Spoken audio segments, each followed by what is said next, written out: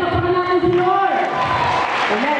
Magamit ako ng projector at nananamitan namin ito ng projector para makita natin yung ating babasahan. Okay?